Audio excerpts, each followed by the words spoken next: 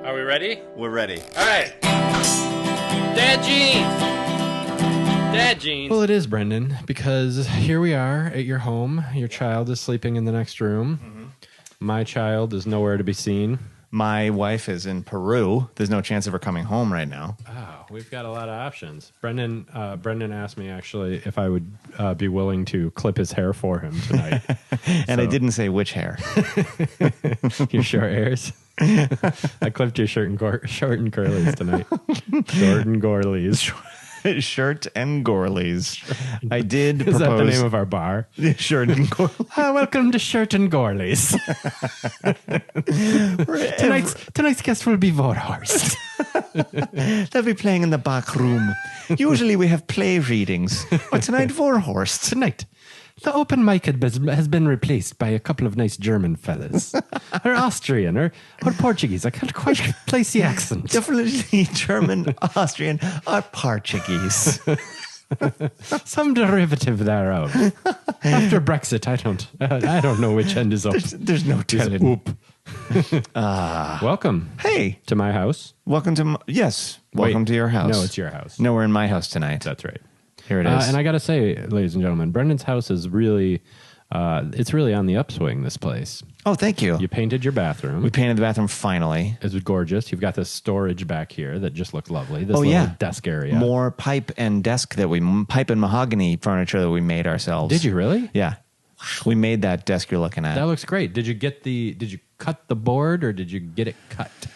Emily went to a fancy lumber place and they were like, here, have this African mahogany. I don't even want to tell you how much that shit costs. How much? I don't actually know, but it was really expensive. Yeah. Like per inch, it's in the tens. Per inch, it's in the tens. No, that can't be true. But per inch, I'm sure it's in the fours. But let's say that that's a $200 desk. Let's just say you're not going to. Oh God, that hurts my heart. Nice for $200. These shelves behind you, that run along the ceiling. That's the fancy mahogany we got. Cost a fuck ton of money. That mostly was Emily's because she handles money better than me, and we have separate accounts. Okay. So I don't mind telling you, she spent a lot of money on those shelves. Okay. And you said, I don't give a shit. Yeah, I was like, do whatever you want. I can put my book someplace. Yeah, exactly. As long as I can hollow one out and stick my stash inside it, I can give a fuck. I know. And she built these fancy bookshelves, and then I had most of the books, which is the classic male-female thing. She like slaved away, and I was like, thank you. Yeah, of course. Yeah. Well done. Yeah, that's how I do. That's how we do things. You're taking advantage of your position as a male in today's society. Yeah, bruh. I'm going to spin this a little bit more. I know I have a fucking habit. This is how you settle in. It's known in the Dad Jeans universe. You like to fondle the microphone for the first 10 minutes. I touch them. I caress them. I make love to them. I put them in place. Listeners, the things I've seen. So I haven't had this before. Tonight, ladies and gentlemen, I've been curious about this for years now. This hard root beer situation. Yeah. I don't know what it tastes like. I'm excited. We're about to find out. When I popped this, I was like, oh, we're having root beer. Yeah. We're running a clean program. Hard root beer. What do you think? Oh, it made me hard. I feel like hard like a gangster. It's a little bit like malt liquor with more sugar. Yeah. It's sort of a carbonated molasses. Mm-hmm. This is intense. That's going to go down smooth, though. It is going to go down smooth. And then we're going to be liquored up because this is 5.8% alcohol per volume. Jesus H. Christ. And we'll just go steal cars. First of all, we have our first submit compunction. Because of all the apocryphal information I spread about him. Yeah, there was a lot of I think maybe he started getting calls from Golden Girls fanatics last week. Rue McClanahan was like, from beyond the grave, was like, how dare you? Yeah. Oh, come on, kid. No, Brian Kahn, in fact, did not write for the Golden Girls. I'm shocked. But wasn't he a writer's assistant? He was. And that's close enough. Same goddamn thing. He's like pitching jokes. Yeah.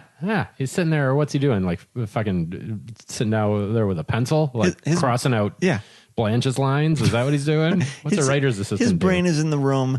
Clearly, he's contributing something. I consider him to have been a writer.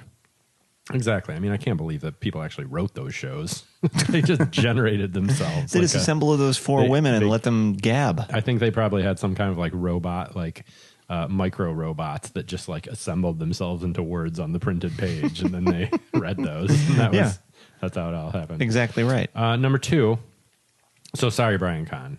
We did not mean to upgrade your experience. Don't send any potential employers to this podcast because now they know that you're a liar. Or that Brendan is a liar on your behalf. No. I think Brian, but what I got from that email was him coming to you, tail between his legs, saying, remember at that party when I told you this thing? Well, that wasn't exactly the truth. No, I automatically promote people in my head. Oh, that's smart. So you ran the Stars Network for a little while. Yes, I was the head of Stars programming. That reminds me, if you ever need a reference, ladies and gentlemen, definitely put Brendan Hughes. No, he's being much too modest. He was a senior vice president of numbers. There's a beastie on my microphone stand, Brendan. What do I do? Like a thing that's crawling around on it? Some sort of a fruit fly. Oh, these things. I'm sorry about that. Dromedana. What's his Latin name?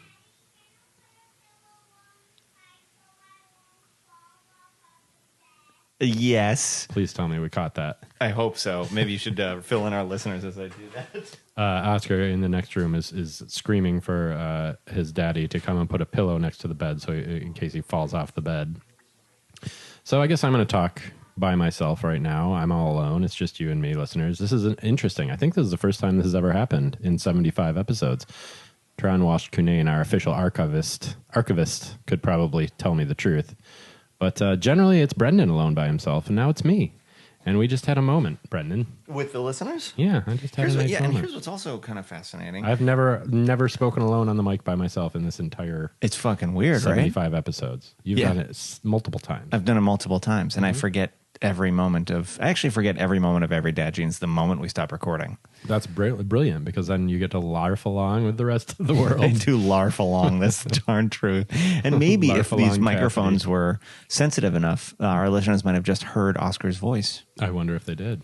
He is real. He is real. Yeah. And his language, he was delayed, as I'm sure deep cut listeners remember. Yeah. In language. And now, au contraire. No, yeah. He's speaking like a turkey. Yeah, now he's like, if you prick us, do we not bleed? Yeah. Oh, yeah. He's gay.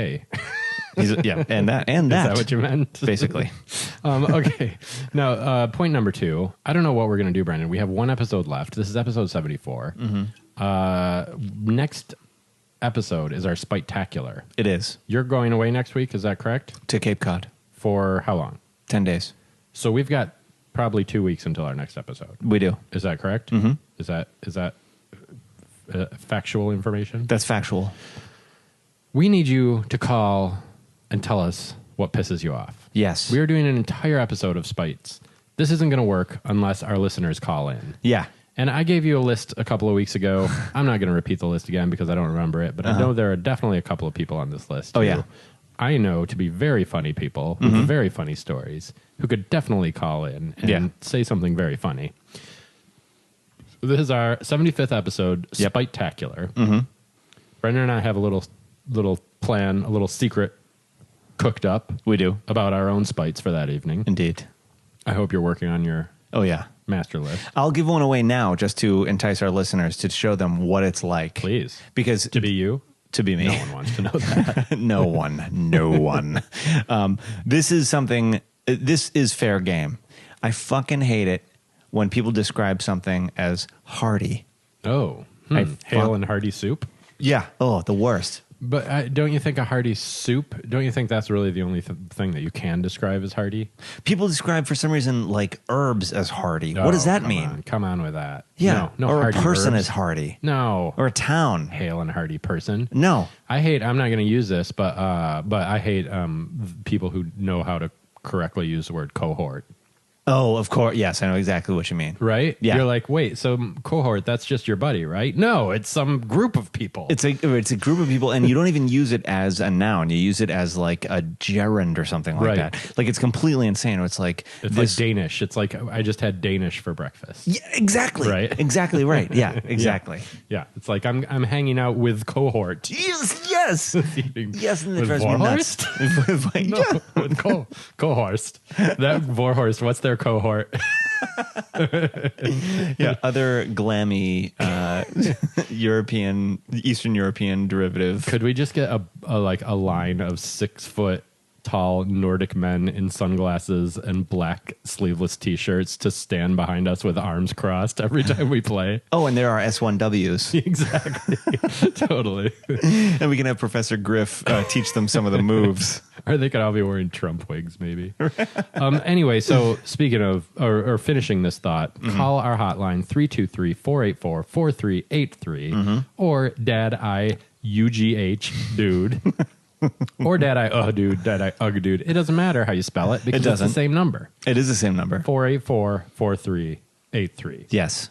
And call us and tell us what you hate, and we will put you on the air. Here's another one. Do. This is not mine. You're wasting these, man. Oh, this is Dave Dowling's. This isn't mine. And I doubt he... At this point... I wonder if he still listens. Here's hoping. But here's one that he has often described to me. I mean, like, just go down his Facebook page and it's all spite clubs. Oh, he's good at spite. Oh, is he ever? Yeah. But one of his is when people say, "Can I help? Who's next?" That kills me too. Yeah, that just totally kills me. That grammatically is a brain rape. Oh yeah, it's someone stabbing an ice pick into my ear hole. Can I help? Who's next? Yeah. And I used to work retail, and every other person said that, and I would just be like, I never succumbed. I never succumbed to Brendan. Yeah, no. Can I help the person that is next? Can I help the next person in line? Can I help the next person in line? He who is next. Yes, he, be it a man or a woman. Right.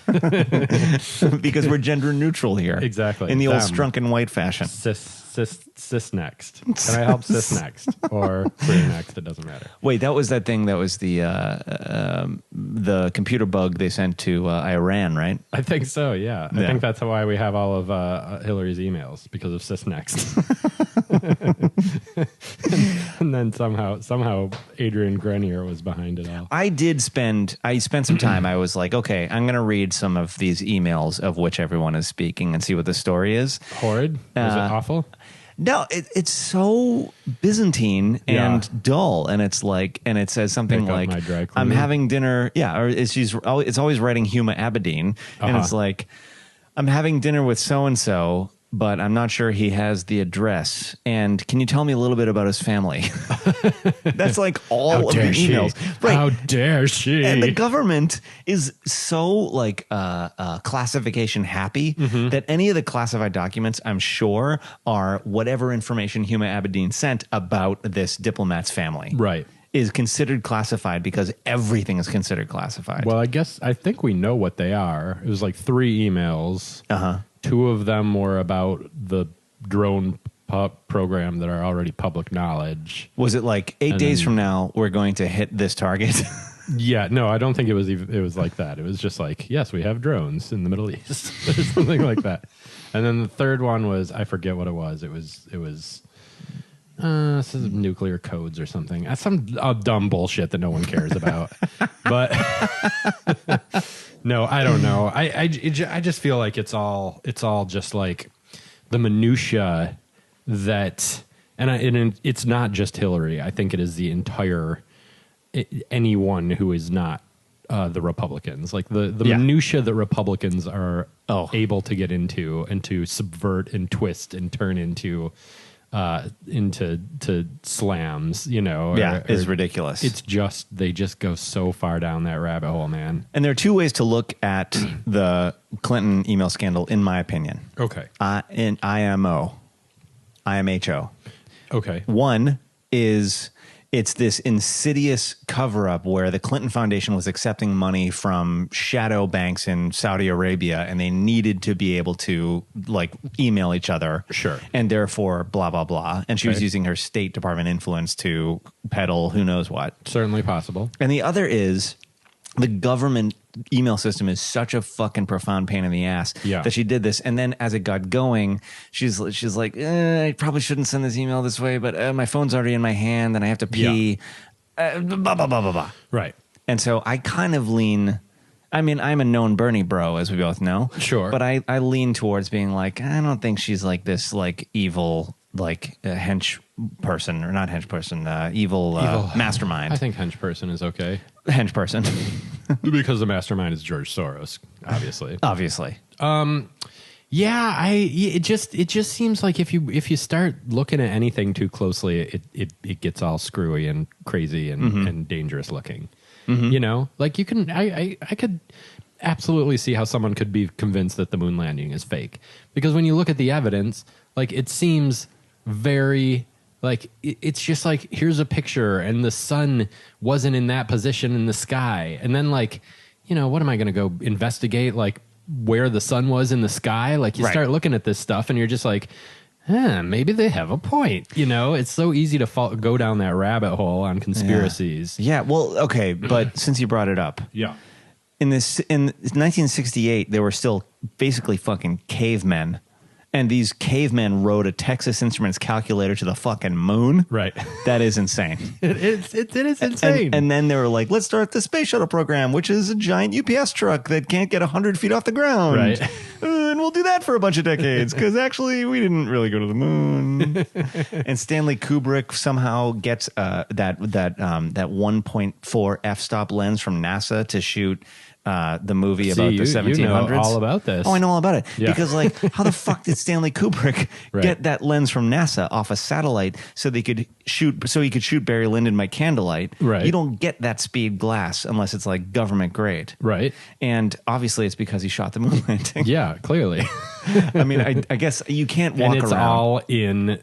It's all in The Shining, people. It is all encoded into watch The Shining. it, yeah, because he feels so terrible. And you know what else? The next movie that's shot on that soundstage after The Shining was Raiders of the Lost Ark. So you know where else it's encoded? Raiders of the Lost Ark. Really? Yeah. Oh, and Steven Spielberg didn't even know it was happening, but Kubrick was sneaking around with the grips. Spielberg hasn't been part of any conspiracy, please. No. Conspiracy to make considerably more terrible movies with every passing year. It's the Shyamalan trajectory. Exactly. Except in such a glossy way that people think that it's good. Can't you see Stanley Kubrick like with a grips tool belt and Groucho glasses walking around on the Raiders of the Lost Ark set, continuing to embed messages about the moon landing? You think that's what was going on? Yeah. With his Leatherman tool? Of course, with his Leatherman, of course. Just turning the camera to this specific angle so it catches a little piece of paper upon which he's inscribed, I did it. We're all looking at the monkey who's dead from the dates, but look at the configuration of the dates. It kind of resembles the configuration of the planets during the moon landing. No, I find the moon landing conspiracy to be one of the more appealing ones. Mm-hmm. I do enjoy the moon landing conspiracy quite a bit. It's pretty great. It's pretty amazing because we had to beat those Ruskies, of course, and on a soundstage. But I don't know where we were going with that. But let's bring that into today's week of hell. This week of hell. How much could you sit through? Did you see this thing? I was on vacation. I was on vacation. I didn't see Donald Trump's speech. I just heard about it, and I think I got some like spittle on my face from Cleveland, flying all the way from Cleveland. Here's the one quote that will make your blood freeze to the point where you can feel it crunching in your forearms. Yeah. He said, and I quote, "Soon there will be no crime. I can promise you that." Oh, wow. What yeah. the fuck does that mean? I have no idea what and that the means. NSA can collect any information. Sharia law. He's a secret Muslim. Oh. Have we investigated this? Is he Obama's Manchurian candidate? Is it Donald Trump? That's kind of amazing. Is Sharia law so bad? Like, it has some serious followers who clearly love it. You know what? Listen, it's always nice to know what the rules are. That's all I'm going to say about Sharia law. Exactly. And at least I've got a book that I can turn to and say, okay, this is what I'm supposed to be doing. And women, education, do they mix? You know, there's been a healthy debate about that in some circles. No, this thing. Well, first of all, okay, I think it's a shame that the entire thing was such a shit show because I find Melania Trump plagiarizing from Michelle Obama so glorious to be. But it's almost already forgotten. Yeah. You know, because like everything that happens over there is so horrible. But like to me, that is, I mean, you know, I see people like talking about how like that's not that important. Like think about all the horrible things that were said at the convention. That's fine. I expect there to be horrible things said. Oh yeah. And I expect, and that's like the kind of abstract thing that no one can grasp, you know? It's just like, oh, there's a lot of hate, you know? It's so, it's so not defined, but taking part of your speech in which you can compare side by side and see this is your speech, this is the other speech. Clearly they're the same speech. Yep. And it's the person that you're saying is revolting and morally corrupt. Yeah. And you are using that for yourself in this personal story. You're taking her personal story and you're turning it into your own personal story. Yep. Like it feels so concrete and such clear evidence that they have no fucking idea what they're doing. And it is the ultimate indictment of corporate downsizing, because he has this tiny campaign because he doesn't need a big campaign, because he just downsizes everything because he's a capitalist. Yeah. And this is what happens when you downsize and you don't have enough human beings on your staff. That is true. I was having this conversation with my dad over the weekend about how everyone, Republicans are always talking about how we need smaller government because the government can't do anything. The reason they can't do anything is because they're too fucking small. Yes. Because there's no one working there. Yeah, exactly. And like one schlub who like barely made it out of high school is like handling every single person at the DMV. And got like Peter Principal to senior vice president of numbers. Right. This is the other problem. Yeah. Which apparently was the problem with Obamacare.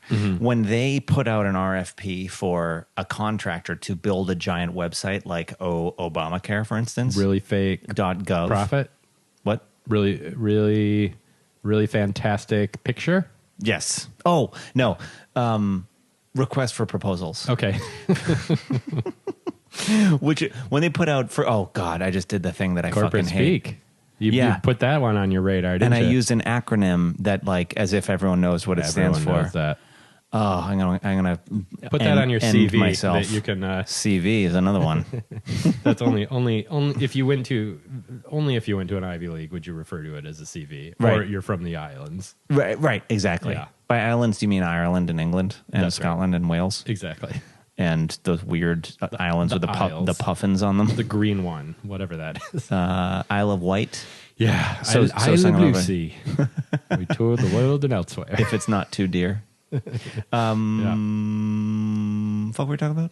RFP. Put out RFP. Oh, is that if your company can actually go through the unbelievable red tape to get a government contract, it means your company is also so huge that it can't possibly be as nimble as like a Silicon Valley like little startup of 20-year-olds who would have fucking destroyed. Right. And instead, you're this like galumphing, like circa 1992 Web 0.0 bullshit that just puts tables on the internet in HTML -1. Yeah, exactly. Because all of your equipment is still from 1984. Right. Because you don't need to actually be responsive because you get giant contracts because you've just been around a long time. Yeah. And you just have this. You're embedded in government. Yeah, exactly. You're right about that. The problem is the process by which people get the contractors get the contracts. It's not, the problem is not in fact government itself. Right. No, you're right. You're absolutely right. But I mean, could you say that the reason why it's that way is because of government itself? Because of government's red tape. Government is to blame for having all this red tape, but by the same token, I mean, yes, there's no excuse for that on the one hand, but on the other, a government will that's all it does is it creates red tape. It's a monolith. It's a monolith and no one runs it. It's like the LAUSD. Sure. No one can possibly run that thing because it's just a giant juggernaut. It's an armada of nonsense. Yeah. Chugging over and towards the horizon. Sure. And it'll just be replaced by another juggernaut. Yeah. And people just go into group replace brain. Juggernauts. Juggernauts replace juggernauts, my friend. Unless we have a virus that takes out most of humanity and then we're all forced into little tribes, then things will be okay. That's true. And then you just need water, guns, and rabbits. Okay. I've got 2 of those. I don't want to know which 2. I know. And you're never going to find out. Because when you show up at my doorstep looking for water and rabbits, boom. I haven't had protein in weeks, but I'm not thirsty, and everyone's dead. Yeah. No, I'd give you some. I'd give you some of my rabbits. Yeah. You need a source of protein that fucks itself. Brendan, tell me more about. Did you watch much of this Republican National Convention? I only listened. I don't because I'm a single dad, and so I did not want to expose Oscar to that hideous toxicity. That's a lot to explain to a child. Yeah, the fact that one whole party of our two-party system is just a dense, like cesspool, like frozen cube of lies. I mean, hatred. They'd watch it and they'd be like, "This is the scariest thing I've ever seen." Yeah, why are these drone people going like cheering like zombies? Here's what I was wondering: Okay, what was my point? I made this point to Mr. Matt Ransford, and he on Twitter because you're a Twitterer now. Yes, no, on just on text. Oh, okay. So I was at the airport. We flew back from Portland a couple days ago. Great town. Yeah, actually. Did you go to Deschutes? We didn't go. No, we were only there for. Well, we ended up being there for a night, which we didn't expect to be happening because Southwest had this computer glitch. Oh, you were victimized by that? I was victimized by that. I heard about it on our NPR. flight was canceled on the way, but we were at Cannon Beach most of the time, which is on the coast. I see. But anyway, so we were at the Portland airport, and this was the day after Trump's speech, and I'm just looking around at people, and I'm like, is that guy a Trump guy? Is that guy a Trump ban? And I was like, has he already won?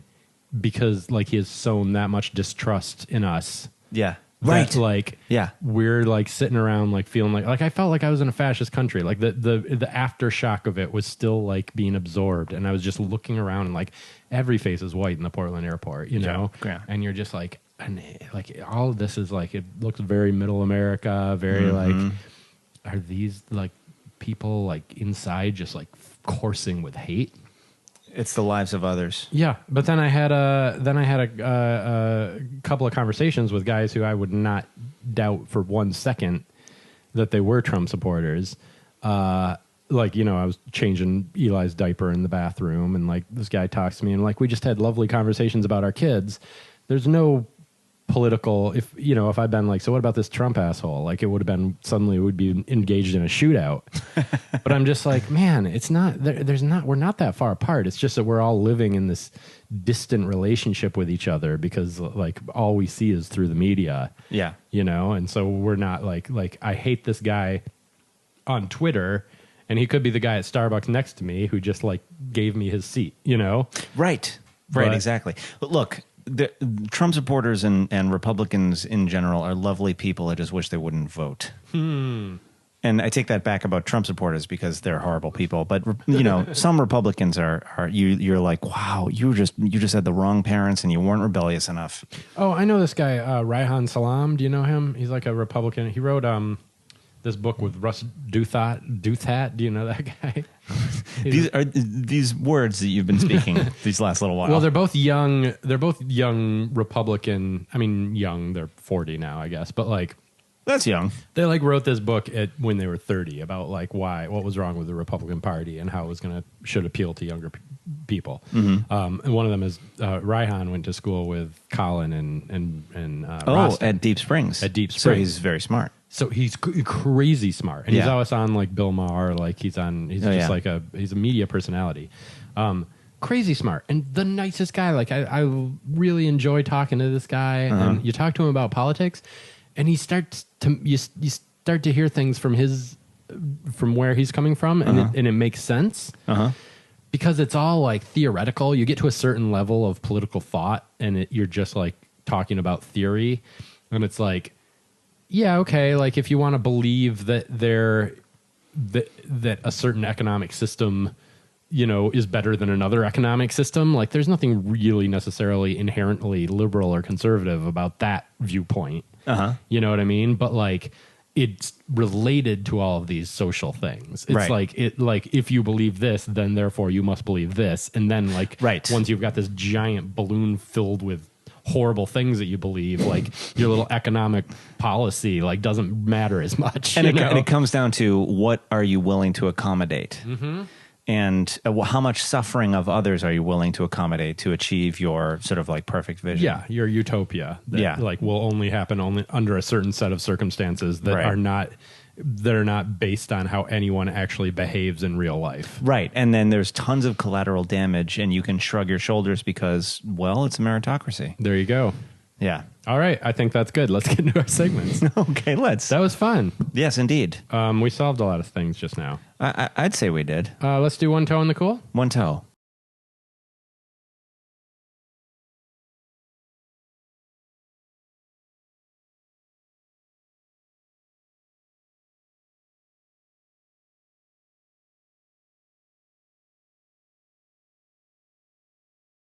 You put your one toe in, then leave it in.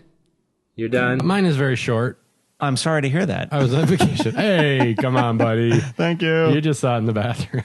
You just saw it in the bathroom. You know it's not that short. I just basically realized that I have... Whoa. Did you hear that? Two, no, you didn't. Two dicks?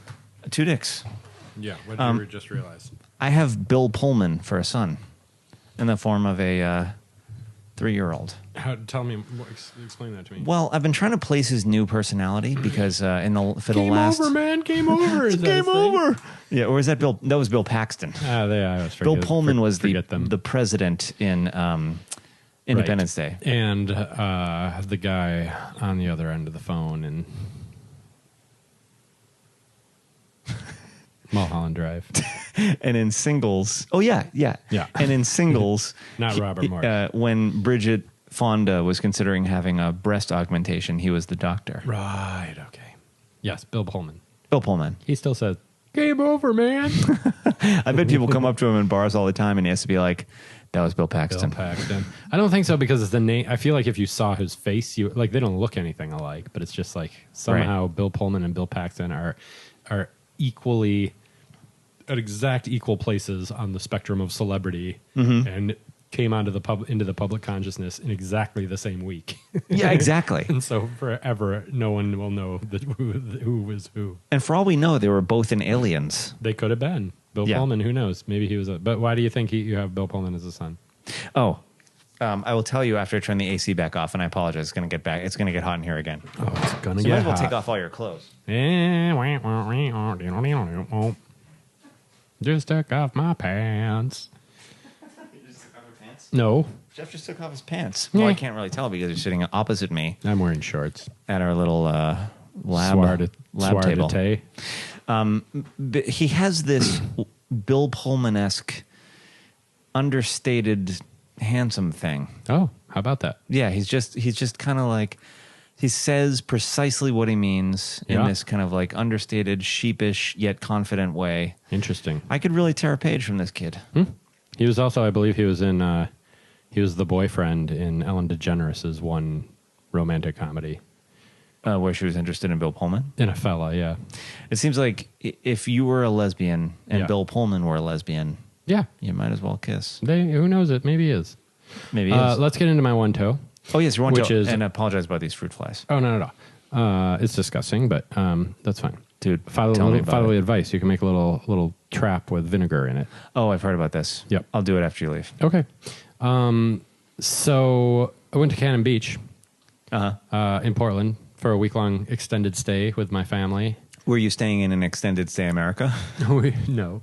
We were in a condo. I see. With my parents, and then my sister and her family were in another condo across the hall. Mandy Dinsmore Smith? That's correct. And it was a lovely time. Cannon Beach is the beach made famous by the movie Goonies. No. Haystack Rock. It's like this giant rock that fit in the coin. Yeah, exactly. Oh my God. Yeah. So that's a thing that they have there, and you go to all the stores in Cannon Beach. You would think that Goonies was the #1 most popular movie of all time. Yeah. Because everywhere you turn, there's Goonies merchandise and Goonies pictures. I would go the ape crap shit. out of that town. Ape shit. It's amazing. Is Sean Astin walking around or is he puffing on the an marshal inhaler. of every parade? Yeah, pretty much. Sponsored by Primatine Mist. Yeah, exactly. He walks around with his little hobbit feet. No, it was great. It was just a really lovely time. It was nice to be on vacation. A little bit harrowing since I'm in a little bit of a dry spell as far as work goes, and I was just like, am I allowed to vacase? Right. Yeah. Okay. So I did. We had there was the beach and the pool, and that's pretty much all we did the entire week. That sounds like a dream. That's what I need. That's what I needed in life. Yeah. I don't need to be going out and partying with fucking strippers every night. I've had it with that stuff.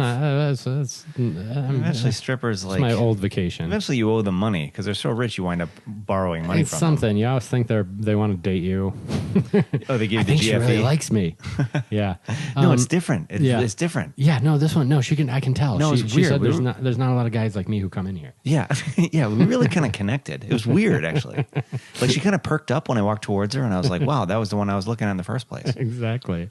And then we spent all night together. And it was only like $750. It was really. I think she gave me a deal. But so then on the way home, Southwest is having all these problems. Mm-hmm. We get to the airport and our flight is canceled. No. Okay. Oops. Reverse that. Here's my real one toe in the cool. Oh. Okay. So we go to visit Sarah's friend who lives in Portland. While we're there, our flight is canceled. I see. Leave the place. We're like, what the fuck are we going to do? Decide we're going to drive to the airport because it's not far. It's like a 15-minute drive to the airport or whatever. We drive to the airport, and I can deal with it at the counter, see if I can get anything taken care of, if I can get a hotel for the night or something. Get to the airport, realize I have forgotten my glasses. I have prescription sunglasses and prescription glasses. What's your me? What is your negative number? You're nearsighted, I assume. Oh, it's through the roof. I'm horrible. I can't see shit. I got bifocals. I have bifocals now, Brendan. Negative 4.75. Bifocals, Brendan. What? Did you miss that? What, I'm an old man. I just got should bifocals. I call you Ben Franklin? Yeah, you should. You should call me the Franklin stove, another fine invention. Why do you have bifocals? Because for reading close up. Wait, do you need reading glasses at this point as a human being or as a person? You now need reading glasses? Mm-hmm. Wow. Mm-hmm. I'm now at the point where I can't see words in the dark. Oh, come on. You fucking bastard. Go home. Get out of here with your wonky eyes. But I've had to I'm in a restaurant and I have to get out my phone and put the flash on. Fuck you. Oh, fuck you. I'm sitting over here with bifocals. I have 6 eyes now. Are those gradient lenses I'm looking at? Because I don't see a line through them. Yeah, they're progressives. Oh, honestly, I can't even tell if they are bifocals. I think someone might have fucked up my prescription, but I can see better with them. Oh. Anyway, so I leave my glasses. But I just got these glasses, and they're fucking expensive as hell because I've got a heavy ass prescription. I've got all these weird things going on with my eyes. Yeah, expensive as hell. Left them. I think at the house of the people we just visited. Yikes. Get to the airport. I deal with the plane thing. They put us up in a hotel for the night, which is nice. They didn't put us up. We had to pay for it, and they're going to reimburse us, supposedly. Yeah, never. We'll see. You just said supposedly. No, I didn't. And so, so then we drive back to the people's house. Can't find it anywhere. I'm looking all over the house. I've got my sunglasses on, which are prescription as well. But then I'm going to be seeing in the dark for the next 2 days until I get home and can get my shitty old glasses and then spend another $300 on a brand new pair of glasses. Bunch of bullshit. So I'm fucking miserable. I'm like, this is horrible. We're stuck over in Portland for a night, with 2 rotten kids. If it was if we were stuck over in Portland with just me and Sarah, that would be lovely. Oh, yeah. Let's hit the town. No, we got to fucking get back so we can put them so they can swim in the pool again and then go to sleep. Yeah. So we're sitting there in the complete silence in our room for the next 5 hours. Oh, Christ. Because they're trying to get to sleep and you're just staring at each other? Yeah, exactly. Not talking. Exactly. And you can't watch TV. Yeah. We end up just it's like camping. We just go to bed when the sun sets. Oh. But anyway, so go back to the house. Glasses are nowhere. Get back in the car dejectedly. Oh. I'm like, let's just drive back the way we came. A half a mile away from their house, I see in the street a little black shape. And I'm like, stop the car. I get out. It's my glasses case. What? It was sitting there in the road. No one ran over it. My glasses are perfectly unharmed. What? And we stumbled upon it again. Apparently, I'd put it on the top of the car and we'd driven off, and I hadn't thought about it being there. Never put anything on the top of the car ever. Apparently, that's a good fatherly advice. I wish I had heard that fatherly advice. Unless you want it out of your life. I know. I'm thinking I might get a little like a thing that goes around my neck, so I'll just never lose them. It's the normcore century, man. You can I know do it. That's true. I totally could. You want to hear a great story? Speaking of that, No, but let's just give me a round of applause on that one. It's a huge round. The day of applause. really picked up after that. Yeah, that's kind of amazing. Thank you. That's really incredible. I have two. Can I tell you two quick stories based on that? Do it. Okay, so chupon is the Spanish Not quick word. enough for me. No, you're I probably thought right. the story should be over by now. It should be. You're right. Okay, give it another shot. Chupon. He's yawning. He's yawning now. Yeah, you're my chupon, right? Chupon is a Spanish word for pacifier. Yeah, you're my chupon. And I had a What? I had the same pacifier till I was 5, and I was fucking obsessed. I might have already told this on Dad Jeans. And we walked around. You've told it to me because I struggled with my daughter's pacifier. Oh yeah. But I don't know if you've told it on Dad Jeans. So Okay. let's hit I'll tell it this again. one quick because I feel like I might We've have got told new this one fans. already. Oh, maybe we do. No one has listened to all 4 of these fucking things. I wonder if anyone has. No one. Tron? Maybe Tron. I haven't even listened to all 74, frankly. Yeah. So my dad, we walk around New York all day, and then we get home back to wherever we're staying, and I had lost the fucking pacifier that was literally my twin brother. In New York City? And in fucking New York City. Where were we? Taking subways everywhere. And my dad retraced our steps. Fucking eating a chock full of nuts. Eating chock full of Fucking crazy but the homeless 70s people sitting next to you. caveman version of chock full of nuts, Right. which was Texas Instruments. Oh, I know. The superstore. Yeah. And so my dad fucking retraces our steps to the strip clubs of Times Square, because Times Square was Times Square back then. It was. And fucking finds it in the gutter. Brings it home, puts it right in my mouth. Oh, that explains a lot. I got scurvy. Wow. But, the love of my dad. Good on him. It was a particular type of pacifier. What was so special about this thing? No, it was just the one that I lighted upon as like, this is going to be my lifelong, longtime companion. And you would know the difference between another one if it were stuck in your crotch? Yeah. Wow. Yeah. So, okay. Because I was like 4.5. My son has a stuffed unicorn, and we bought him the exact same stuffed unicorn. He won't touch it. He'll throw it across the room. Doesn't have the smell. Also, there's no such thing as a unicorn. That bears mentioning. But Come on, man. Check out this He's story. just a kid. Okay. I have two things. This story has 2 parts. Okay. This is about the grapevine. Wait, there's a second story with 2 parts. And it has 2 parts. So really, you're telling 3 stories. I'm telling 3. I'm that sorry. should have been over several minutes ago. I'm hijacking the episode. Okay, go ahead. The grapevine is a ribbon of highway to the north of Los Angeles, listeners who aren't from here. And it leads one out of Southern California and into the Central Valley, and sort of like just out of kind of like geographically, and into like Fresno and like just kind of horrible Bakersfield weirdness. Yep. But when the big one hits, Yep.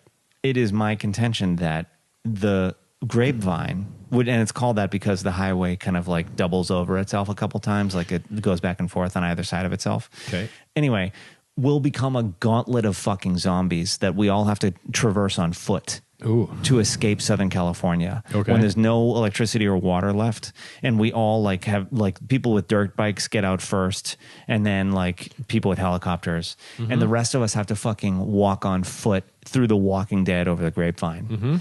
I realized last night. That's not the story. The story is this. Friends of ours, a married couple, engaged at the time, were driving on the grapevine, and they got in a horrible argument. So horrible. Because they were listening to Dad Jeans. Probably they were listening to Dad Jeans. Yeah. Well, yes. So horrible that the female... Hi, Tiffany Hudson. Did you see her star meter? Yeah, spiked. Spiked the star meter. 6 digits. 6 digits. Like 145,000 people. That's or like, not people, but whatever the that's like 2 thing people. Is it? Yeah, it's me and you. Oh. It's like an Amazon. If you go from it like 350,000 to like 140,000, you're like, that's like means one person bought your book. Hey, don't let me sell myself short. Don't knock it. Tiffany Hudson, we brought you. You We owe brought you your the future success opportunities. to us. Yeah. And when you accept awards, we'd like you to say something to the effect of chocolate donuts. Yeah, What do you want? no, just do a hashtag Vorhorst. Hashtag Vorhorst. Yes, because you also invented that. Yeah. Okay. So the female member of this couple was so enraged at the male member that the male member, that she ripped off her I know that story. engagement. Okay. The enraged male member. Yeah. Enraged at the male member. Why do you always disappoint me? She rips off her engagement ring and throws it out the window while they're driving. This is a real story? Yeah. Wow. And then they're like, oh my God. Yeah. They immediately have a moment of clarity. Pull over. They go. They can't find it anywhere. Of course. And so they're like, wow. Oof. And then they drive on and it's kind of somber and, sober and sad. Of course. Individually thereafter, in the years that followed, each. No, come on. Yeah, I promise you. Like Okay. over the next 18. These are people you know. Yeah. Okay. Over the next 18 months to 2 years. Yeah. Each would, unbeknownst to the other, drive back up there with a fucking metal detector. Because they live near there. No, they live down here. Oh, okay. So it's an hour in the car before you get there. Jesus. And they get them, they fucking rent These a are metal things that detector. people without kids can do. Yeah, right, exactly. Okay. And I'm just going away for the next 8 hours. Okay, you can do that because we don't have children. they're showing Gandhi at the Megaplex. Have fun. I'll be taking the metal detector. Honey, have you seen the metal detector? Honey? Where's the Geiger counter? Sorry, go ahead. And so, unbeknownst to the other, they each take a metal detector up there, spend like an afternoon looking for the fucking wedding ring or the engagement ring, and then neither can find it. But this would all be revealed later. The image of the dual metal detectors is the best part of this story to me. Oh yeah, that they've just each got a metal detector they stashed each had to away. Rent one. Or even better, they both bought one and had to hide it under the rafters What's from the that? other. I don't know. Nothing. That must have been the old tenant left it there. Oh, smash. Oh, now I got to buy a new fucking metal detector. Oh, wait, what's it next to? I don't know. And then finally they're driving, 2 years later, they're driving back up the grapevine. This might even be 5 years later. Okay. They're driving up the grapevine. They're well married. They're into retirement at this point. At this point, yeah. Okay. And they're like, I think this is where we had that argument. Yeah. Let's just pull over and have one last look. Oh, come on. They get out of their car. Yeah. And after 10 seconds, Yeah. find the ring. No. Yeah. Someone sold you a line of bull on that story. Find the ring, and they're deeply in love. Oh, my God. And they got their mojo back. Oh, my God. They found it sitting there. It's just sitting there, pristine, unharmed. I have to hear this from the first source. From the source. I'll get you that. Invite me over. I want to hear that story. I will get that story. I want to hook them up to a stenograph machine. No, that's not right. Mimeograph. No, yeah, no. Yeah, mimeograph. Put them through the mimeograph. Seismograph. Hook their Geiger counters up to a electrocardiograph machine. Let's see what happens. That's an incredible story. It's pretty good. I find it hard to believe. It's crazy. That's crazy. I heard it twice. Okay, I'll believe you. I mean, I believe secondhand from the same person twice. I would love to hear this story firsthand. I don't mean to discount you, Brendan. No. I never. That's the funny thing about me. I never feel discounted. You never feel discounted. Good for you. Let me tell you though.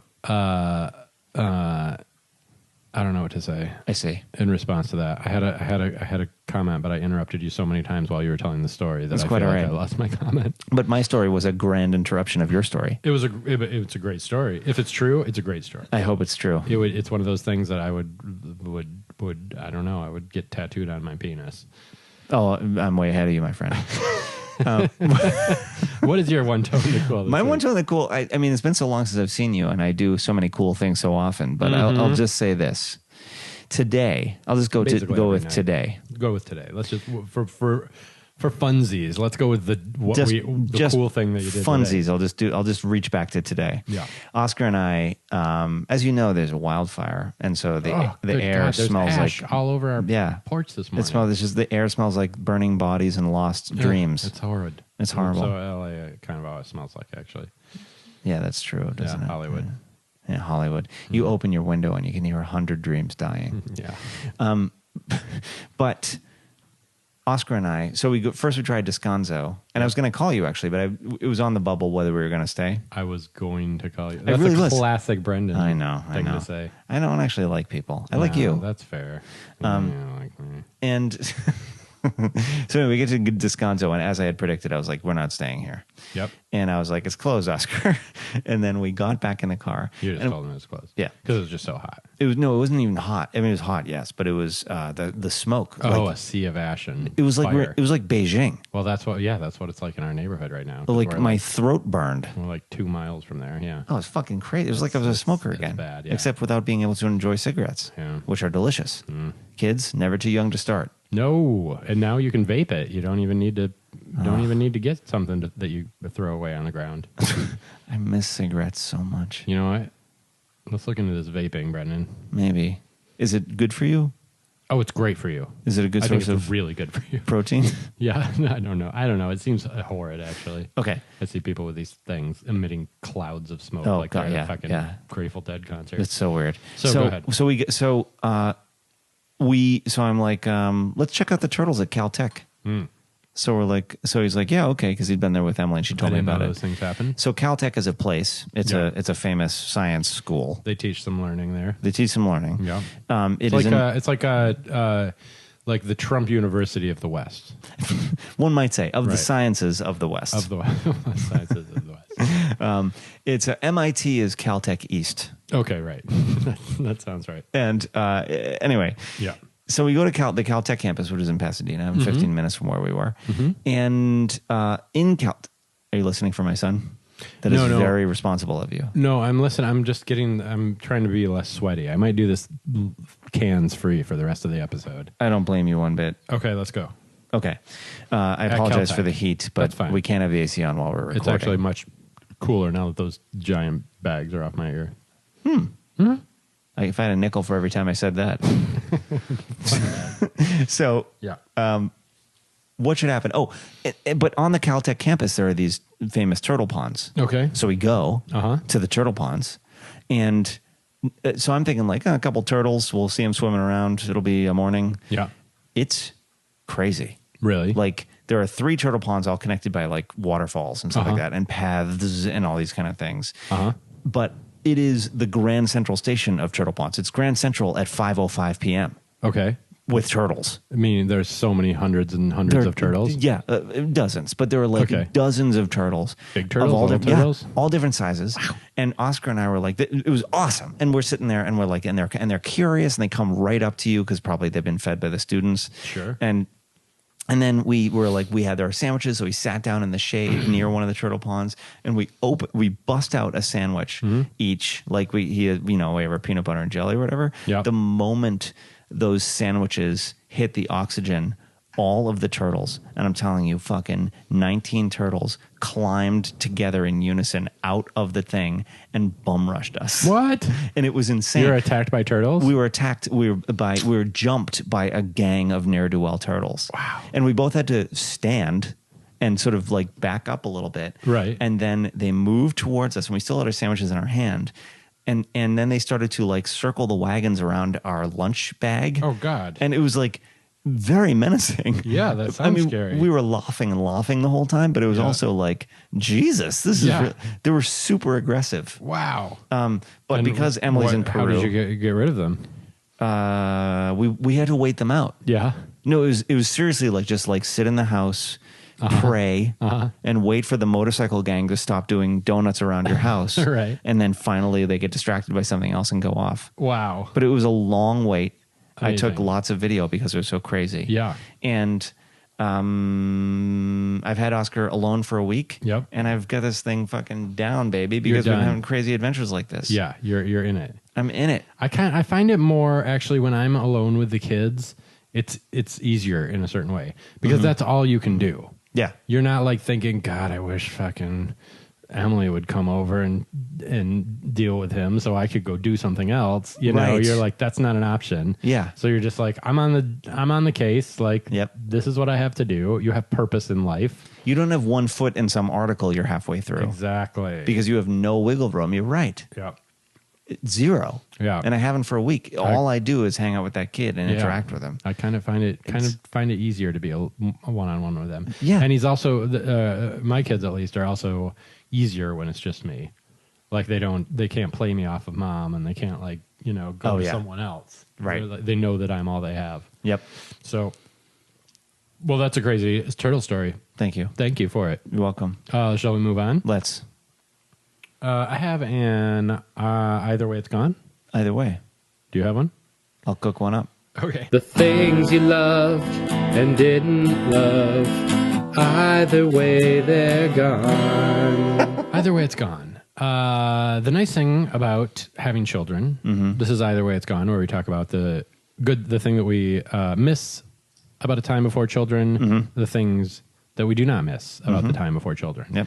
The nice thing about having children is that you eliminate needy people from your life. Yeah, because what are you supposed to do? Serve their needs? Yeah, you can't deal with people like No. they're just. I mean, they hate your guts. That's fine. I guess. Yeah, have guess fun. We didn't need each other. Yeah. Yeah. The moment someone becomes a mouth to feed, they're dead to you. Yeah, Because yeah. you're like, Yeah, and Sorry. you've got like I think about like like I would have. I was actually probably the needier one in the relationship, like in most of my early relationships. But me too, big time. I've had my share of like needy people in my life, most of needy girlfriends and whatnot. And it's just there's no, I don't miss that at all. Having people in my life, I mean, because my kids really do need me. Because they're going to die if I don't help them. You know? Yeah, that's like actual real deal Holyfield. It puts neediness in perspective. Yeah. You're like, there's no way that I'm going to come over and I'm going to like spend the rest of the day worrying that I said something to have offended you because I don't have fucking time. Like, No. It's not my problem. Yeah, because there's some very high stakes shit going on. Exactly. I have children who are like seconds away from running into traffic at any moment. Right. So Fuck your weird tone. Fuck your weird tone. Exactly. Yeah. So that's my either way it's gone. That's fantastic. What do you got? Did I ever tell you, I'm sure I must have by now, about the Thanksgiving where I was in the north before it was, I think Emily and I were about to get married, but weren't Was yet. it a pranksgiving? Pranksgiving? That sounds wonderful. Yeah. It wasn't. It should have been. Okay. I was with my sister, and my sister lives in a triplex with this other family, and they were fucking awesome. And I actually weirdly grew up with them when I was in my hometown, but that's a coincidence. Anyway, Okay. What's a triplex? it's 3 units, Okay. but it's a house Got it. in Berkeley. But they're not necessarily connected. There's 3 separate apartments. 3 in one separate house. apartments, one house. Got it. Precisement. Okay. So I'm sitting there, and this cat named Jonathan Luce, who lives, above my Great sister. name. Great name. And he's a executive chef of some sort of famous restaurant in Berkeley, I guess. Okay. Cooks a fucking mean bird. So I'm enjoying his food, and every time you hug him, he gives you a big bear hug and lifts you off the ground. He's kind of like a giant personality, and you just love him for it when you meet him. Okay. Some people have giant personalities, and you're like, will you fucking dial it back, please? But he's awesome. Anyway, we're sitting there, and he turns to me, and he's like, so, you married? You got kids? And I was like, no. And he's like, oh, you're not a serious person? Nah. And It's true. I fucking loved that. I thought it was really funny at the time. Right. And, Now it's true. well, okay, I don't want to offend anybody who isn't in our predicament. Who isn't married or has kids? I do not want to offend anybody who's like that, and I don't mean they are not serious people, but I know what he meant by that. Well, okay.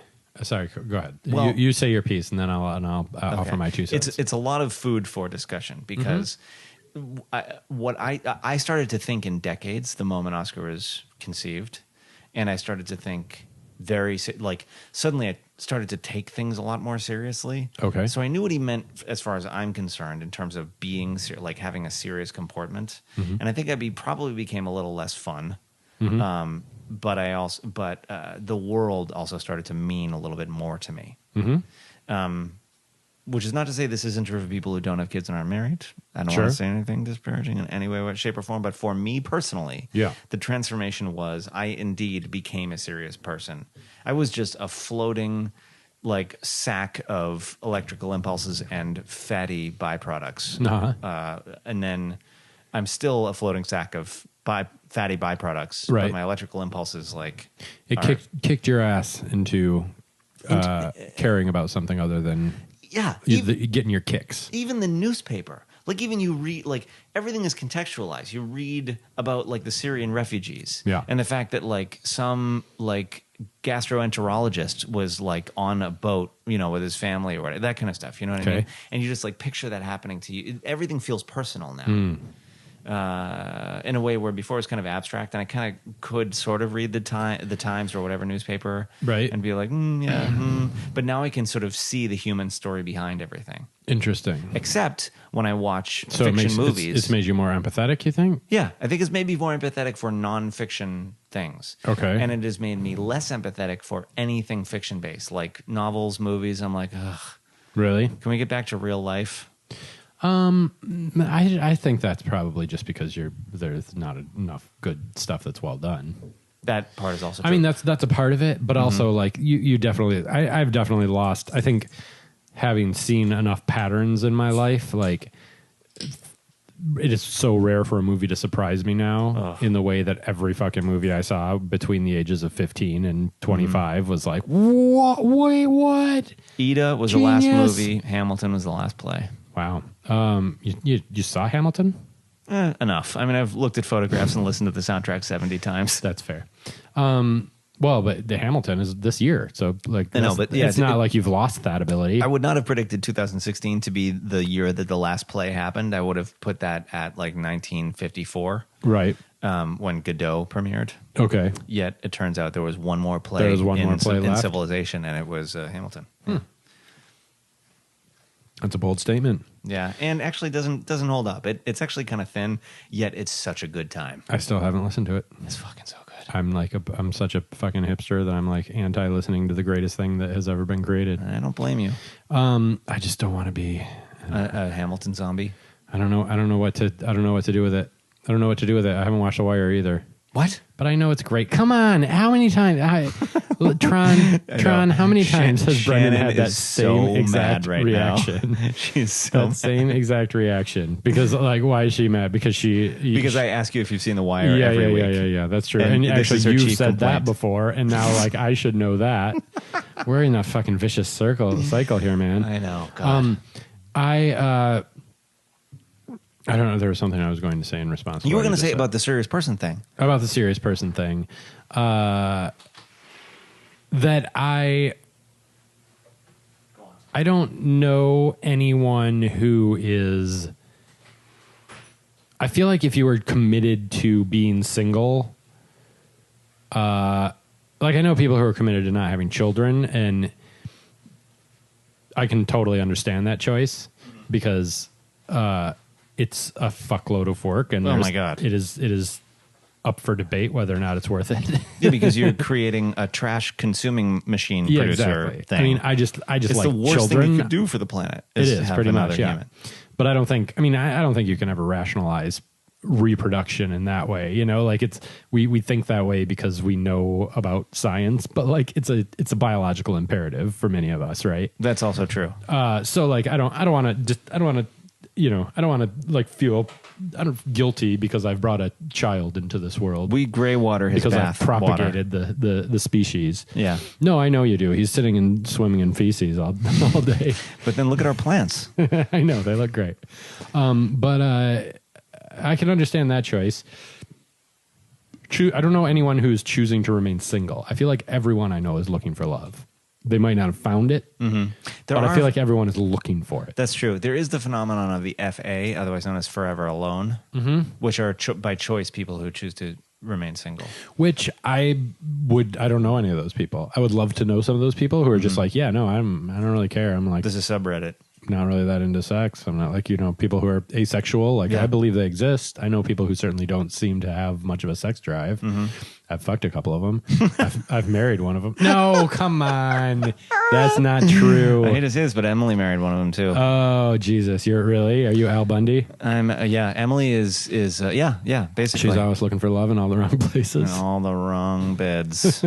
God bless her. Yeah, well, once your transition is done, you'll be Randy as all get out. You'll be Randy Big Boy Jackson. let's move on. Okay. I have a really quick leisure class. Okay. Excellent. And then we'll get into Spike Club. How's that sound? Perfect. Okay. Come on, everybody. We're going to school. Now it's time to find out what Dad thinks is cool. It's leisure class. Dad Jeans leisure class. Leisure class. I watched this documentary, the O.J. Simpson Made in America. Oh. Have you heard about this? No. It's a 5-part documentary, hour and a half each episode, about traces O.J. from like his football career. It's like episode 1. And like this guy, I always knew he was like a football star, but he was on top of the world, man. Yeah. Like this guy he was the king of the world. He was like the number one everything. Yeah, like, he was on Saturday Night Live. He was in the Naked Gun. I mean, prior to Naked Gun, that was sort of like, he was already like sort of a little bit on the downswing come Naked Gun time. But like in the 70s, he was like, you know, the first black pitchman for any major company. Oh, wow. Like his Hertz rent-a-car or whatever he was on. Was it Hertz Owned or by the Avis? Kennedys. I don't know. Is that true? Mm-hmm. Liberal. They're liberal. Mm-hmm. They're willing to give a brother a shot.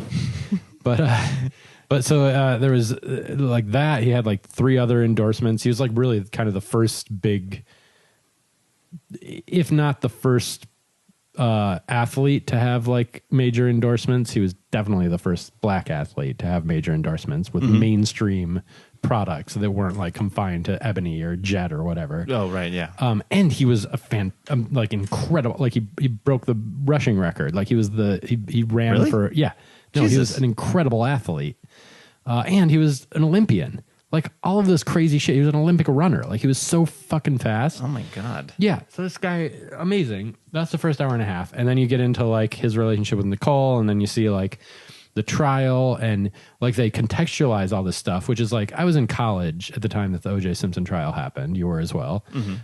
So I knew it was happening, you know, and like, but it just I wasn't focused on it by any stretch of the imagination. Like it was there in the way that anything in the zeitgeist is there. But like, I really didn't care one way or the other, you know?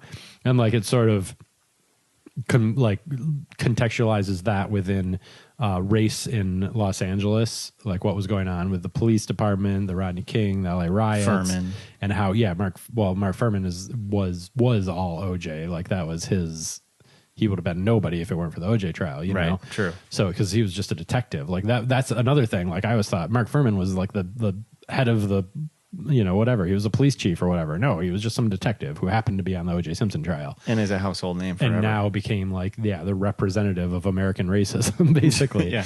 And lives in Idaho now. Does he really? He was on Fox the other day talking about race. You don't say. Yeah. But anyway, it was just like fascinating to see like all the stuff that I lived through and just didn't see in any particular light at the time. Or if I did see it in any particular light, it was from decidedly not hip perspective, like hip to like the racial struggle in the way that I feel I'm a little bit more tuned into now. And so, it was fantastic. It was like this, you know, just massive explanation basically about where we are in America with race and how we got here and it was like filtered through the lens of the OJ story. Yeah. So I would recommend it. Fantastic. I will check that shit out. I didn't think I would care as much as I did. Documentaries are an incredible art form. You know, they keep surprising me. Like that's one you're talking about. You're saying you can't. I like that you clarified the fictional. You say I'm not moved by anything fictional anymore. Yeah, because there are documentaries. Like every year there will be one that just blows my mind. Yeah, documentaries are really like it is the age of the documentary in a major way. It's true, although you know how much of it is real and how much of it is. Well, that's the thing. It's not journalism, right? So there's a level of but journalism artistry. Is journalism. Yeah. Well, also true. Yeah. Yeah. No. But you look at the notches in Jarecki's goatee, and you know that's not journalism. Jarecki. That's all I got for leisure class. Have you seen anything or heard anything recently that recently I watched turns your buttons? Speaking of documentaries, The Best of Enemies, and I know I'm late to the table on this. It's the I don't know that. It's about Gore Vidal and William F. Buckley. Yeah. Oh, I've heard it's great. Oh, it's fabulous. Really? It's just delicious. And it's It's so all fascinating. archival footage, right? Oh, yeah, entirely. And those are kind of the best kind of ones. So, like, have you ever seen Senna, the documentary Senna, about the Formula One race car driver from Brazil? No, I heard it was amazing. It's too fabulous. I mean, like the foundation of his foundation commissioned it, made it, and you would think like it was just some dumb puff piece. Yeah. Oh no, my friend. Senna is deeply fascinating shit. Is that did Ron Howard make the fictionalized version of that story? That is probably a similar story, but it was a different guy. Racer. Okay. Yeah, but yeah. So the Best of Enemies is about ABC during the 68 both presidential conventions. Okay. ABC was bringing up the rear in the networks and just needed to do something interesting. And so they decided to have William F. Buckley, famed right-wing, editor of National Review. Yeah. Creator. Yeah. And I was going to say Aaron Burr, Gore but Vidal. he wrote Gore Vidal, who wrote the novel Burr, the historical novel Burr. Okay. Anyway, Gore Vidal, who, famous liberal mind, decided to have them... But both decidedly erudite, elitist, Indeed. white men. But fascinatingly, Vidal grew up with a silver spoon in his mouth and became the liberal, whereas William F. Buckley was kind of white trash, but kind of like affected this erudite comportment. Well, he pulled himself up by his bootstraps, so why can't everyone do that? Exactly. I understand why people go conservative when they're... Yeah, exactly. Whereas Vidal has the whole thing where he was also secretly gay at a time when you're not supposed to be, or bi or whatever. Right. Anyway, they have so each evening they do a segment where they just like rip each other's fucking throats out because these two men on ABC News as part of the convention coverage. Oh, okay. Cut to Buckley and Vidal. And ABC can't get a shit together. They're like their studios, the walls Trump campaign. fall over. Okay. Yeah. It's it's insane, but it is fabulous, and it is the birth of punditry. That's what I didn't know. Like they went. It is they sort of don't advertise it as before that. This was the first like two talking heads yelling thing. Wow. Prior to which it was just reportage. I have to watch that. And it was, in a way, the death of television journalism because, let's be honest, television journalism, I mean, come on, right, everybody? Am I right, everybody? I don't even know what that is anymore. There is no such thing. Is there anything? McNeil Lair, yeah. Kind of. And the PBS NewsHour and like all, yeah. PBS, anything publicly funded can still be called news. Sure. But, and anything where there's an actual but it's firewall. hanging on by the skin of its teeth. Yeah. But anything that's for profit and with advertising, that can't possibly be news, right? Because they're competing for ratings, so therefore they have to deliver news in a way that's appealing or draws viewership, right? So it's not news, yeah. And that's what ABC was doing, quick and succinct enough that people can, I mean, I guess that's drawing viewership, pelletized, morselized, bullshit, What's the average length of a segment on like the nightly news? Like 38 seconds or something like that. Yeah. How applesauce could be killing you. Yeah. Tonight. Wow. I'll have to watch it. It's great. Okay. Shall we move on to Spike Club? Oh, let's move on to Spike Club. Okay. I hate you. I hate you. I hate you. Spike Club. I hate you. I hate you. I hate you. Spike Club. Fuck. These are things we hate. Things we hate. I gave away 1, 2. Yep. Here's another one that sounds similar but isn't. Wow. You're so full of hate. Here's what I fucking hate, Jeff. Yeah, dude, tell me. I hate it when people describe a flavor as nutty. So hearty and nutty. Those are two Hearty of the and ones. nutty. Hearty, nutty. Hearty is like, applies to everything. What about a wine? No. And someone says nutty? Fuck you. Fuck Really? your adjectives. No. What is it that bothers you about people calling something nutty? Ew is what bothers me. Ew. Really? What? Nutty? What if Gross. it's peanuts. No. This is a nutty peanut. Ew, no. No? I see what you're saying. Okay. Fair point. Fair point. Yes, it has a nutty texture, this walnut I'm eating. Okay, so what would be a thing that... It sounds like really you just don't want anyone describing food. No. Okay. God. Eat your food and get back to your life. Shut up about your fucking food. Enough with food discussions. Jolly Rancher, I need to hear what that tastes like. Oh my God, Jeff, we put our finger on it. I fucking hate it when people describe food. You hate food bloggers. I hate food bloggers. I hate, well, Jonathan Gold's kind of cool, but. Yeah, he's awesome. But he's alluding to the universe itself. Okay, sure. Like when you read Counterintelligence. Well, and he also just tells you this place has fucking amazing donuts. Go to this place, and you're like, oh, I'm going to go there and get some amazing donuts. Yeah, like it's not. He doesn't do it. He doesn't do it in that like the silken elegiac. Yeah, exactly. Yeah. Like the guy who wrote about the beauty of like Cameron Diaz or whatever the fuck in the recent news. And got in a lot of trouble for it. I can't keep up with all the names of the new humans that keep coming out. Cameron Diaz, but it was like 20 years later. Cameron Diaz. It was just all about how she's like slow jazz. Yeah, dripping off of a windowsill or whatever. She puts her breast near me, and I can sense her. I can sense her animal magnetism. There was a great Shouts and Murmurs that made fun of the whole thing, describing beauty in this disgust. Anyway, so I feel that way, but I do feel that way about food, and nutty in particular. Yeah, makes me want to goddamn vomit. Interesting. Yeah, it kind of has a nutty flavor. What? Ew. Don't eat it. Were you at a dinner party recently where people were like talking about their food? And look, I don't want to disparage my wife. No. But she's on a different continent, and she doesn't listen to Dad Jeans. She has been known to do this. It isn't she that drives me crazy. Yeah. But when she does it, I'm like, oh yeah, I fucking hate it when people do that. I don't hate it when you do it because I'm in love with you. You're my wife. Right. But I hate it when everyone else does it, and also I don't like it when she does it. Where are you hearing this though? Nutty. Ugh. Like you're going out to dinner. I was just thinking the other day, like if you're gonna, I don't think this is a Spike Club exactly, but like. Well, maybe it is. One thing I hate is when you go to a dinner party and no one like informed you ahead of time that it was vegan. And you're like, what? Like every course that happens. Every course is like vegan. So you have to, or vegetarian, or vegetarian. Even you're that, like, you're like, I thought I was going to get like a full range of things tonight. I thought this was going to be more than 600 calories. Yeah, exactly. So we have to stop at In-N-Out Burger. They're like, here's some tempeh. Here's some tofu. I don't know. That makes me like. That's so presumptuous. I know some vegetarian cooks who are fantastic. No question about that. Sure, but it's like let a guy know ahead of time what to expect. Yeah, exactly. And to like eat an entire column of saltines on the way. Yeah, exactly. Right, exactly. I would buy a fucking case of jerky, a bunch of Slim Jims for the ride home to cleanse my palate. Okay, my Spike Club for this week. Mm-hmm. People with clear, defined life plans. Yeah, those people are idiots. Just fuck you. Yeah. And people who are like doing what they said they were going to do when they were children.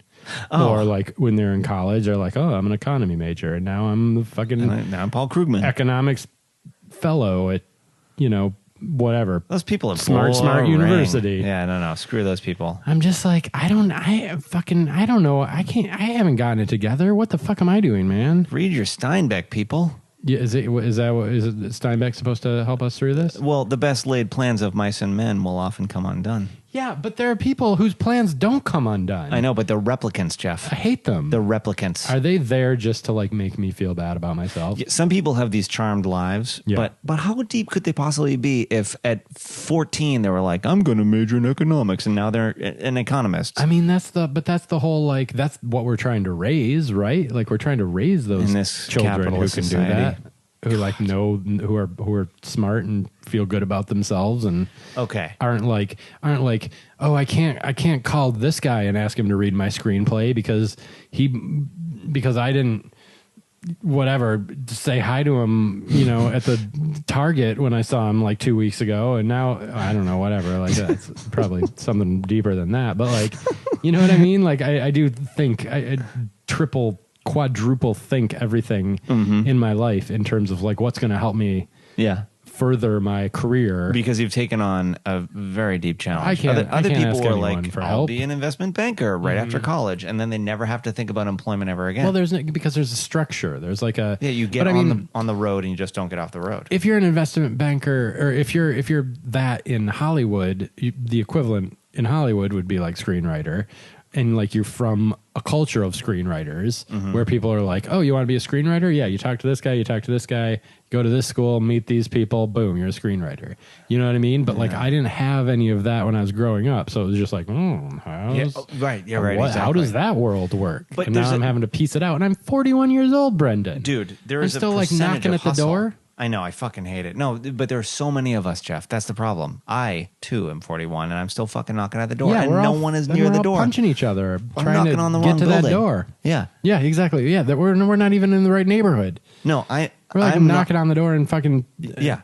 I'm knocking on the back door of the tool shed of the elementary school. Yeah, right. And eventually the janitor who has a sex dungeon there is going to be like, may I help you? You're in Simi Valley. Yeah. You're like... Where it's nothing but elementary school shed sex dungeons. Simi Valley. Yeah, exactly. Yeah. And it's all cops who are drowning people in above ground swimming pools. And so... That should be dry. Come on, people. Come on, Simi Valley. Yeah, Get please. it together. Ugh. Let your pools run dry. Seriously. Yeah. There's skateboarders out there who need to develop new dog towns and Z-boys.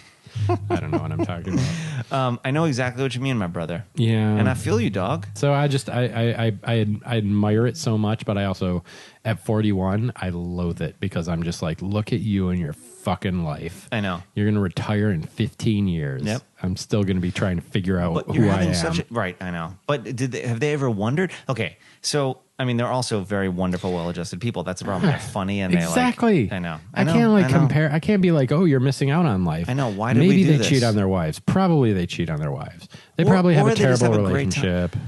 I don't know, man. Yeah, most of but them. they're also the people who are like, how hard could it be? And they start to lose their sympathy for people who struggle. Well, that's when they turn conservative. That's when they start, and they eventually become conservatives because they're like, I did it. The thing is, I didn't. No one helped me. Yeah, bullshit. Yeah. Someone drove the tractor to plow the road in front of your house. Yes. To get you on that bus. Yes, exactly.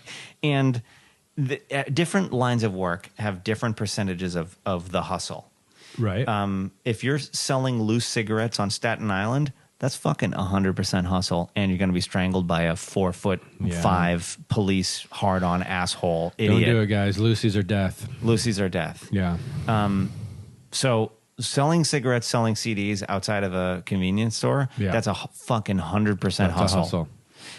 Whereas investment banking, I think you hustle for 4 seconds for the month after you graduate college, and then daddy's friends put you in the bank that you're going to be in for the next 40 years, and you're going to be so profoundly wealthy by the time you're fucking 25 years old. You don't even know what hustle. So there's a range of hustling. Or you're the Wolf of Wall Street, who's like a self-made man, but he's like fucking, they're like busting his ass for like 4 years, and then like you start something, and you're making so much money. I mean, you're working all the time. There's I worked when I ran a theater company in Boston in the late 90s. I was working 16 hours a day. Yeah. But I didn't make it. It was literally being paid zero money. Right. And there was no prospects. I had no future. Right. So he's busting his ass. And I'm sure he was clearing $100,000 when he was broke. So sure. Do you know what I mean? Yeah. So like these people's baseline, it's a whole different story. No, that's true. So like there's busting your ass, and then there's like what field did you choose and how much serious hustle, like how much spec and hustle does it involve before you can become comfortable? Spec and Hustle, is that our and Hustle gangster movie? Yeah. Spec and Hustle. And so I'm Spec, you're Hustle. We had the great misfortune of choosing fields that involve like we're selling loose cigarettes, and we're about to be strangled by the NYPD, and we're selling them to. That's insensitive of me because it's very sad what happened to Eric Garner, but there's a lot of hustle involved in what certain professions do. And we're also selling them to people who are saying, tell me why I should smoke. And why do I need to smoke your Lucy cigarette? Right. And I also know 100 people half your age who give me the most incredible Lucy cigarettes that actually might not even be very good, but I don't wonder. Right. Because I've already met them. Yeah. Or friends of mine have met them. Sure. Yeah. And you're just some guy trying to sell me a loose cigarette. No, I read these things. I read these things from people. I know. You're trying to tell him you're smoking lawn clippings. Yeah. And he's like, tastes like tobacco to me. It's fine. It's tobacco. I don't wonder. There's a robot. There's a giant robot in it. I want to smoke this cigarette. Fuck, I don't know, man. Jeff, so don't blame yourself for choosing a field. I mean, I guess you can blame yourself for choosing the field, but for happening to choose a field that involves so goddamn much hustle, right? That it's not. It just. But it's overwhelming. The hustle is the not following up on the hustle is the thing I blame myself for. Mm-hmm. But I don't, because I just blame the other people who knew what they wanted to do and pursued it in a rational manner. I hate those people. Yeah, I hate them too. Fuck you for knowing anything. Okay, moving on. They're all on Adderall. Fatherly advice?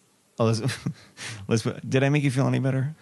A little bit. I mean, it's nice to confer with you, just because I feel like we're in a similar position in life. Yeah. But knocking at the door and no one's answering. Yeah, we both hate all those fuckers who have done things. Who are 20. Who are 20. There's so many of them. I hate them. Fuck you. Fuck you, 20-year-old. Fuck you, 20-year-olds. Except Kate Hamilton. You're cool. Do you even listen to us anymore, Kate Hamilton?